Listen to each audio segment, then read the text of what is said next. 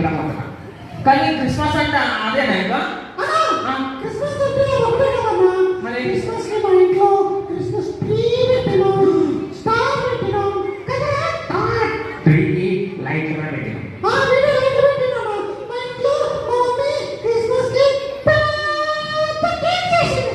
అవునా అయితే ఏమైంది డిగ్రీ? హలో డిగ్రీ ఏమైంది? నేను నీతో మాట్లాడతాను కదా. అవును. ఏం అప్పటి నుంచి నన్నే చూస్తుంది. ఏంటక్క అబ్బాయి చూస్తున్నావు అంట? అంటే ఎట్లా చూస్తుంది చూడక్క. అంటే దొంగ చెప్పులు చేస్తుంది. అంటే నువ్వు కొత్త వచ్చినావు, నీ జుట్టు అంతా బాగా కొత్త వచ్చినావు చూస్తున్నా అంతే కదా. మా ఫ్రెండ్స్ అందరిని పిలిచిన పెద్ద కేక్ ఆర్డర్ చేసిన. మంచిగా నేను చక్కగా కేకు, బిర్యానీ ఇంకా చాలా విషయాలు ఉన్నాయి. ఇంకా అయితే సాయంత్రం అయితే మేమందరం కలిసి జాలీగా లాంగ్ డ్రైవ్ కూడా పోతున్నాం. అవునా? క్రిస్మస్ అంటే కొత్త బట్టలు కొనుక్కోవడము, క్రిస్మస్ ట్రీ పెట్టడము, ఫ్రెండ్స్ పిల్లలు బిర్యానీ తీసుకోవడం, ఎంజాయ్ చేయడమా? అది కాదు అసలు క్రిస్మస్ అంటే తెలుసా? చెప్తే కానీ మా క్రిస్మస్ అంటే ఇంతే. మీ క్రిస్మస్ అంటే అంతే కాదు, కానీ క్రిస్మస్ అంటే ఏంటో తెలుసా? యేసు ప్రభు వారు ఎందుకు ఈ లోకానికి వచ్చారో తెలుసుకొని ఆ ప్రకారం చేయడమే నిజమైన క్రిస్మస్. క్రిస్మస్ అంటే యేసయ్య హ్యాపీ బర్త్డే.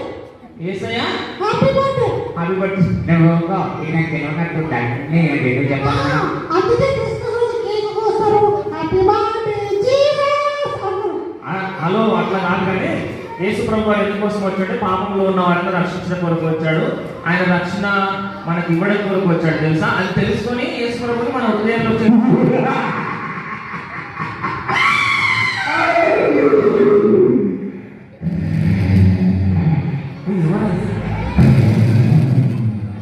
ఎవరు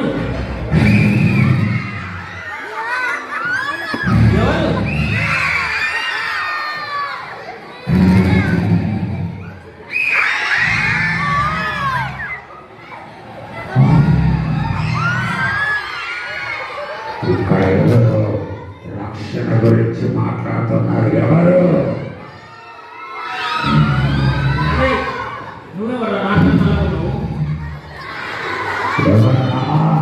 ఇక్కడ యేసు ప్రభు అని రక్షణని మాట్లాడుతున్నారు? అరే ఎవరు నువ్వు నాకంటే నలుగు పట్టున్నావు? నువ్వేంద్రా నా కళ్ళలో ఉన్నావు? అరే నువ్వేంటి ఇక్కడికి వచ్చినావు? అసలు నేను ఏసఐ గురించి మాట్లాడుతుంది ఎందుకు వచ్చినా? ఏసయ్య రక్షణ